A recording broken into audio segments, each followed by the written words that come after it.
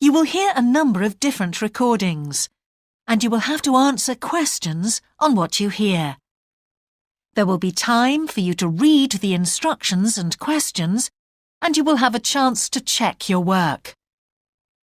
All the recordings will be played once only. The test is in 4 sections. At the end of the test, you will be given 10 minutes to transfer your answers to an answer sheet. Now turn to Section 1. Section 1.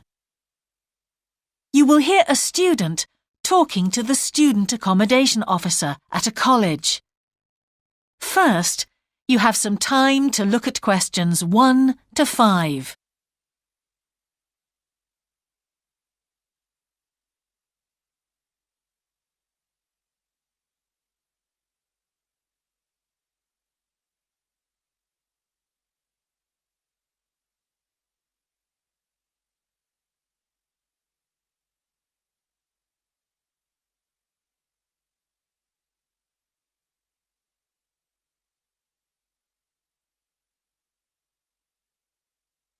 You will see that there is an example that has been done for you.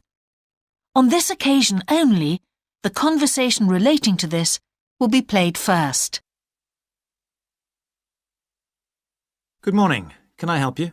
Yes, I've just been accepted on a course at the university and I'd like to try and arrange accommodation in a hall of residence. Yes, certainly. Please sit down. What I'll do is fill in a form with you to find out a little more about your preferences and so forth. Thank you. The student wishes to arrange accommodation in a hall of residence, so hall has been written in the space. Now we shall begin. You should answer the questions as you listen, because you will not hear the recording a second time. Listen carefully and answer questions 1 to 5. Good morning. Can I help you? Yes, I've just been accepted on a course at the university and I'd like to try and arrange accommodation in a hall of residence. Yes, certainly. Please sit down. What I'll do is fill in a form with you to find out a little more about your preferences and so forth. Thank you. So, first of all, can I take your name? It's Anu Bhatt. Could you spell your name, please? Yes, ANUBHATT. Thanks. And could I ask your date of birth? The 31st of March, 1972. Thank you. And where are you from? India. Oh, right. And what will you be studying? I'm doing a course in nursing. Right, thank you. And how long would you want to stay in hall, do you think? Well, it'll take 3 years, but I'd only like to stay in hall for 2. I'd like to think about living outside for the 3rd year. Fine. And what did you have in mind for catering? Do you want to cook for yourself or have all your meals provided? That's full board. Is there something in between? Yes, you can just have evening meal provided, which is half board. That's what I'd prefer. Yes, a lot of students opt for that. Now, with that in mind, do you have any special diet, anything we should know about? Yes, I don't take red meat. No red meat. Before you hear the rest of the conversation, you have some time to look at questions 6 to 10.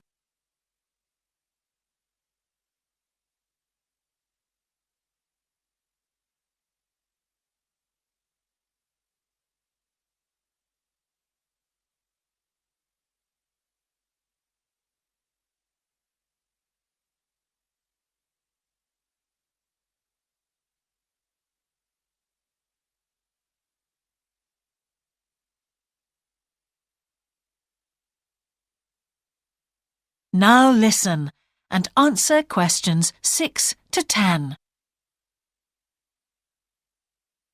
Now, thinking about the room itself, we have a number of options. You can have a single study bedroom or you can have a shared one. These are both what we call simple rooms. The other alternative is to opt for a single bedsit, which actually has more space and better facilities. There's about £20 a week difference between them. Well, actually, my grant is quite generous, and I think the bedsit sounds the best option. Lovely. I'll put you down for that, and we'll see what availability is like. Now, can I ask some other personal details which we like to have on record? Yes, of course. I wonder if you could let us know what your interests are. This might help us get a closer match for placing you in a particular hall. Well, I love the theatre. Right. And I enjoy sports, particularly badminton. Ah, that's worth knowing. Now, what we finish with on the form is really a list from you of what your priorities are in choosing a hall, and we'll do our best to take these into account. Well, the first thing is I'd prefer a hall where there are other mature students, if possible. Yes, we do have halls which tend to cater for slightly older students. And I'd prefer to be out of town. That's actually very good for you because we tend to have more vacancies in out-of-town halls. Lucky. Yes. Anything else? Well, I would like somewhere with a shared area, a TV room, for example, or something like that. It's a good way to socialise. It certainly is. That's it. Now, we just need a contact telephone number for you. Oh, sure, I'll just find it. It's 667549. Great. So we'll be in contact with you as soon as possible. That is the end of section 1. You now have half a minute to check your answers.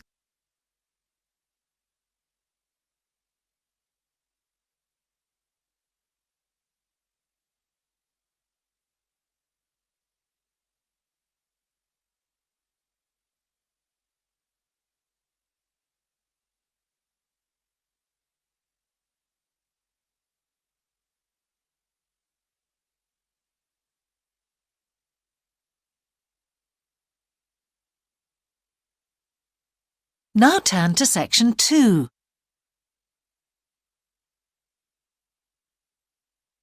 Section 2. You will hear a man giving a talk to new members of a wildlife club in the south of England. First, you have some time to look at questions 11 to 13.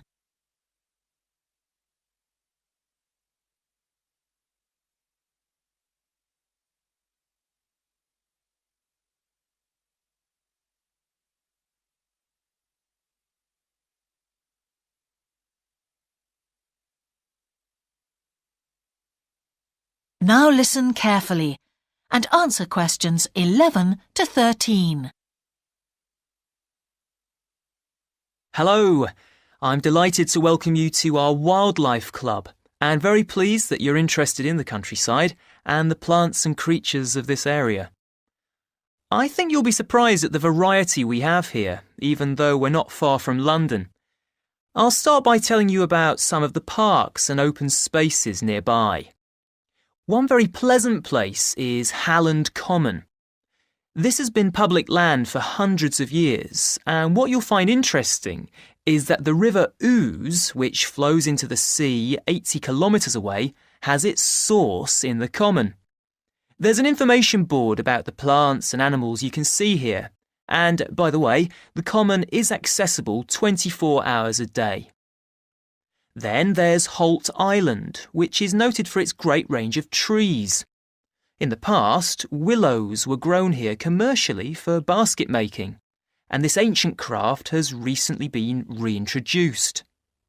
The island is only open to the public from Friday to Sunday because it's quite small, and if there were people around every day, much of the wildlife would keep away. From there, it's just a short walk across the bridge to Longfield Country Park. Longfield has a modern replica of a farm from over 2,000 years ago. Children's activities are often arranged there, like bread making and face painting. The park is only open during daylight hours, so bear that in mind if you decide to go there. Before you hear the rest of the talk, you have some time to look at questions 14 to 20.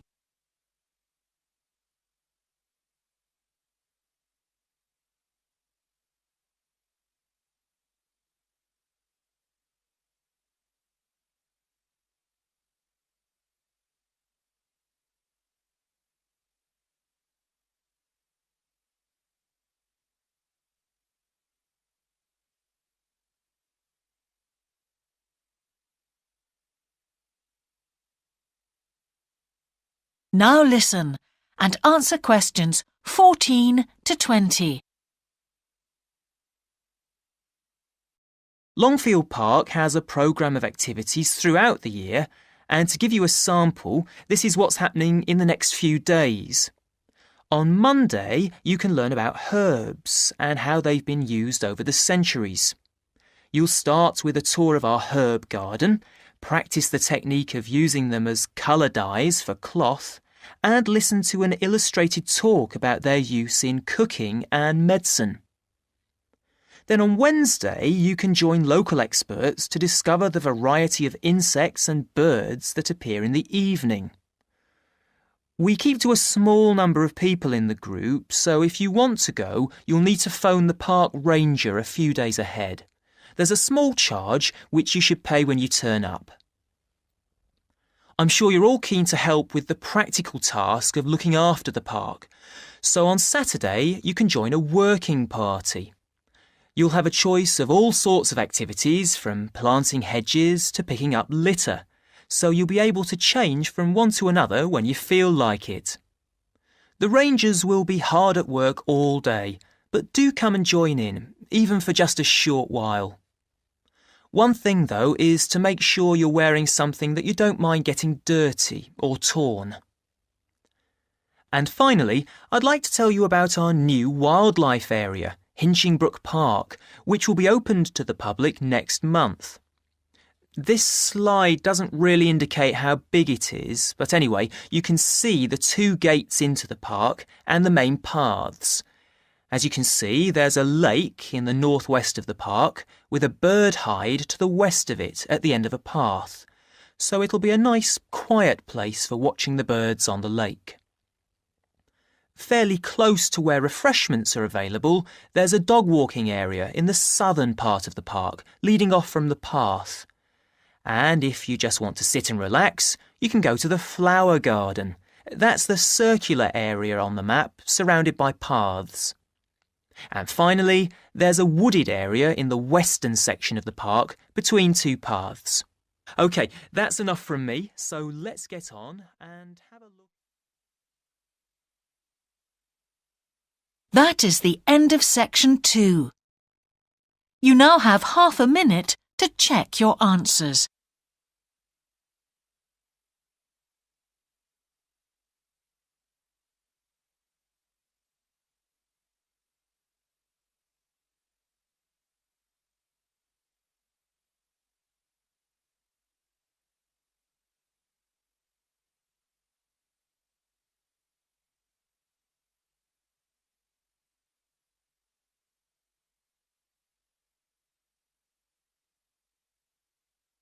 Now turn to section 3.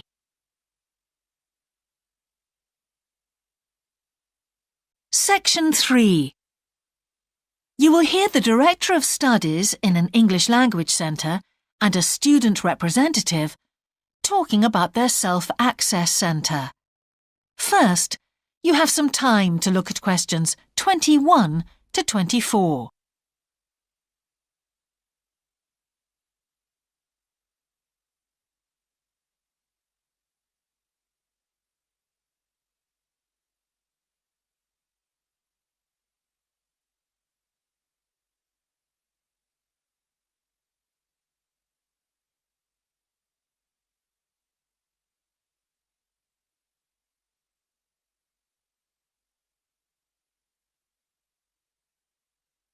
Now listen carefully and answer questions 21 to 24. Hi, Yun. As you know, I've asked you here today to discuss the future of our self-access centre. We have to decide what we want to do about this very important resource for our English language students. So, can you tell me what the students think about this? Well, from the students' point of view, we would like to keep it. The majority of students say that they enjoy using it because it provides a variation on the classroom routine, and they see it as a pretty major component of their course. But we would like to see some improvements to the equipment, particularly the computers. There aren't enough for one each at the moment, and we always have to share. Well, yes, The teachers agree that it is a very valuable resource, but one thing we have noticed is that a lot of the students are using it to check their personal emails. We don't want to stop you students using it, but we think the computers should be used as a learning resource, not for emails. Some of us also think that we could benefit a lot more by relocating the Self-Access Centre to the main university library building. How do you think the students would feel about that, Yun? Well, the library is big enough to incorporate the Self-Access Centre, but it wouldn't be like a class activity anymore. Our main worry would be not being able to go to a teacher for advice. I'm sure there would be plenty of things to do, but we really need teachers to help us choose the best activities. Well, there would still be a teacher present and he or she would guide the activities of the students. We wouldn't just leave them to get on with it. Yes, but I think the students would be much happier keeping the existing setup. They really like going to the Self-Access Centre with their teacher and staying together as a group to do activities. If we could just improve the resources and facilities, I think it would be fine. Is the cost going to be a problem? It's not so much the expense that I'm worried about, and we've certainly got room to do it, but it's the problem of timetabling a teacher to be in there outside class hours. If we're going to spend a lot of money on equipment and resources, we really need to make sure that everything is looked after properly. Anyway, let's make some notes to see just what needs doing to improve the centre. Before you hear the rest of the conversation, you have some time to look at questions 25 to 30.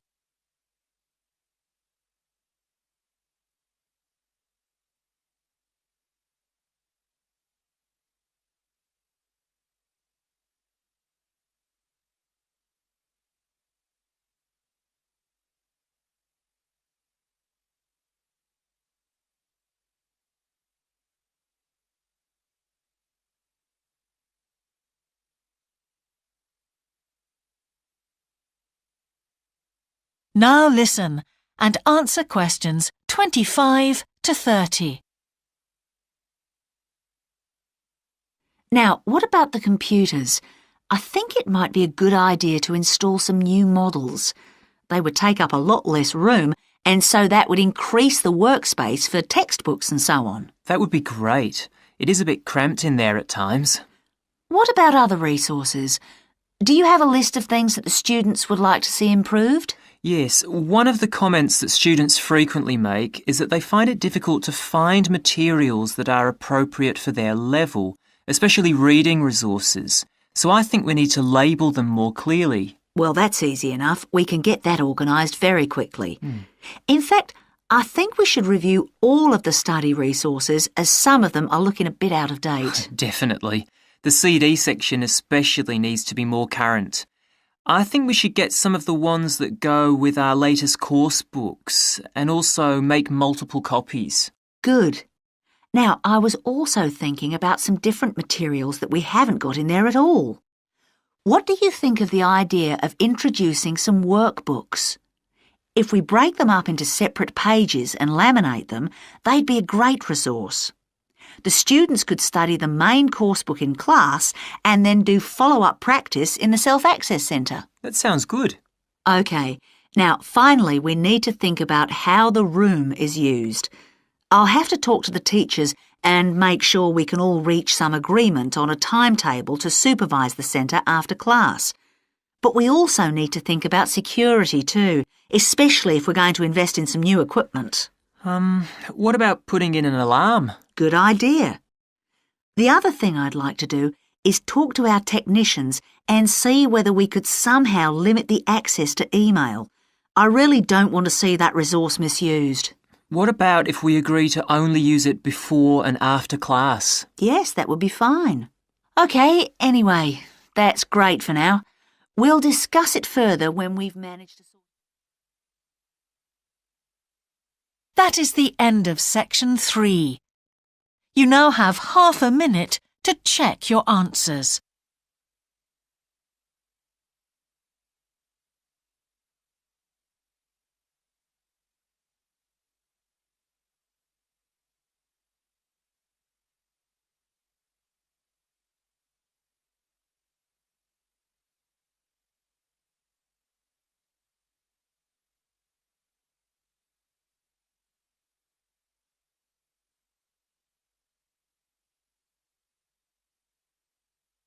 Now turn to section 4.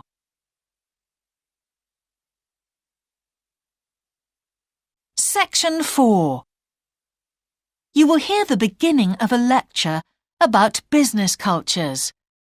First, you have some time to look at questions 31 to 40.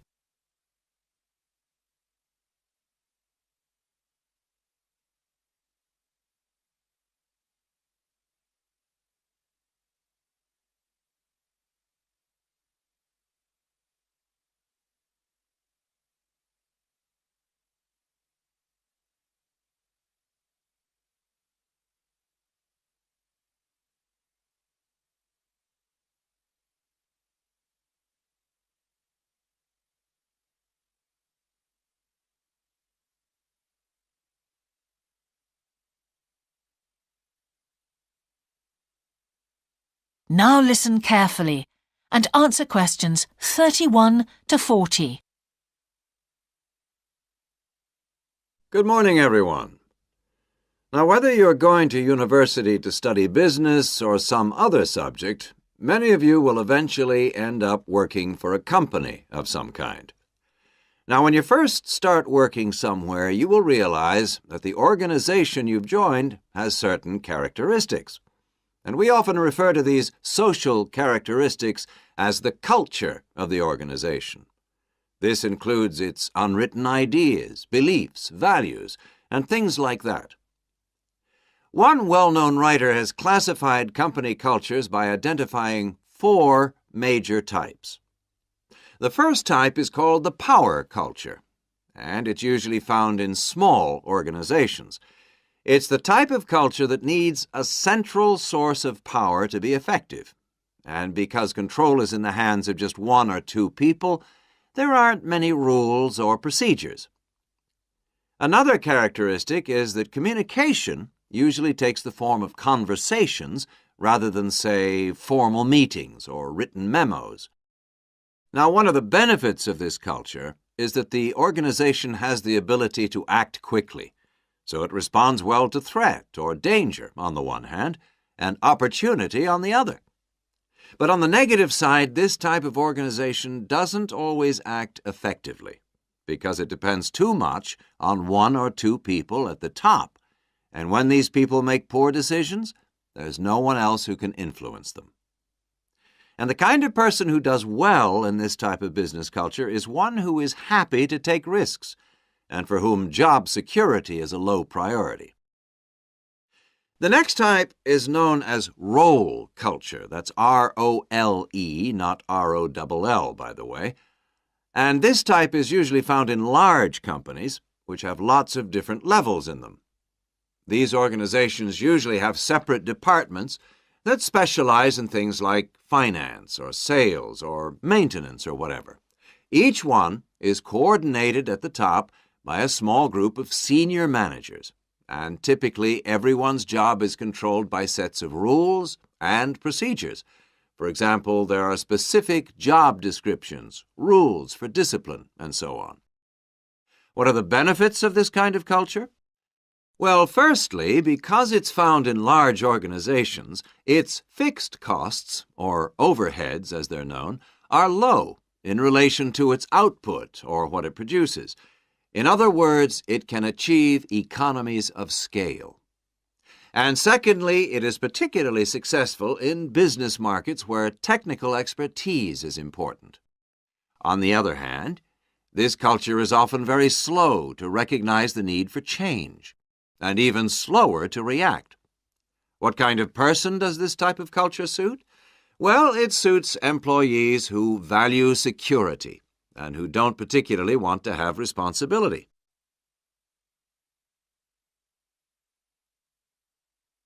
Moving on now to task cultures. This type is found in organizations that are project-oriented. You usually find it where the market for the company's product is extremely competitive, or where the products themselves have a short lifespan. Usually, top management delegates the projects, the people, and other resources, and once these have been allocated, little day-to-day control is exercised from the top, because this would seem like breaking the rules. Now, one of the major benefits of this culture is that it's flexible. But it does have some major disadvantages, too. For instance, it can't produce economies of scale or great depth of expertise. People who like working in groups or teams prefer this type of culture. And finally, the fourth category is called the person culture. This type is quite unusual. That is the end of section 4. You now have half a minute to check your answers.